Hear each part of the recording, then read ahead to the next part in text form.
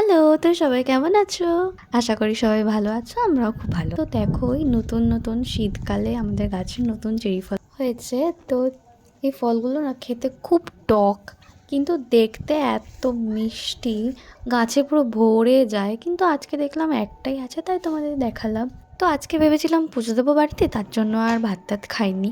তার জন্য একটু বানাচ্ছিলাম গাজরের হালুয়া। তো ভালো করে গাজরটা কুচি কুচি কুচি কুচি করে নিয়ে এখানে পাশে দুধ গরম বসাতে দিয়ে দিয়েছি, আর তার পাশে একটা কড়াই গরম করতে দিয়েছি। আর কড়াইতে ভালো করে তারপরে ঘি দিয়ে অনেকটা পরিমাণের আর গাজর দিয়ে ভালো করে নাড়িয়ে চাড়িয়ে ওই গরম দুধটা ঢেলে দিলাম। তো আমার তো গাজরের হালুয়া খেতে ভীষণ ভীষণ ভালো লাগে, অনেকটা অনেকটা খেয়ে নিই আমি। আর এখানে ভালো করে মিষ্টি টিষ্টি দিয়ে অনেকক্ষণ ফুটিয়ে গাজরের হালুয়াটা হয়ে গেছে। আমিও একটু বানিয়েছিলাম, মাও একটু বানিয়েছে। আর এখানে আমি স্নান ধান করে খেতে বসে গেছিলাম।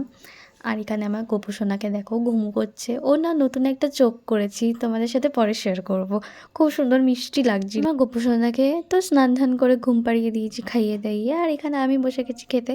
তো তরকারি খেয়েছি নিরামিষ একদম, আলু আর গাজর দিয়ে করেছিল মা। আর এখানে গাজরের হালুয়া ছিল, এটা আমি আর মা দুজন মিলেই করেছি। যখন গাজরের হালুয়া করে না, আমার তো মনে পড়লে এক বাটি বাটি তুলে এনে খেয়ে নিই। আর বিকেলবেলা ছিল আমার মাম্মাম সোনা আমার জন্মদিন। তো আমরা জন্মদিনে তো গিয়েছিলাম, কিন্তু সেদিন আমরা খাবো না কিছু, ওর জন্য কিছু খেতেও পারিনি। ওর জন্য মা আমার জন্য তুলে রেখেছিল সব কিছুই। তো এখানে আমার সোনা মাম্মামের জন্মদিন হচ্ছে, আর আমরা বসে বসেছিলাম। আর জানো তো ও কত মিষ্টি মিষ্টি কথা বলে, তোমাদের শোনাবো ওখানে একদিন। আর বিকেলবেলা আমি একটু পকোড়া টাইপ করেছিলাম নিরামিষ, তো বাবা আর আমি খেয়েছিলাম।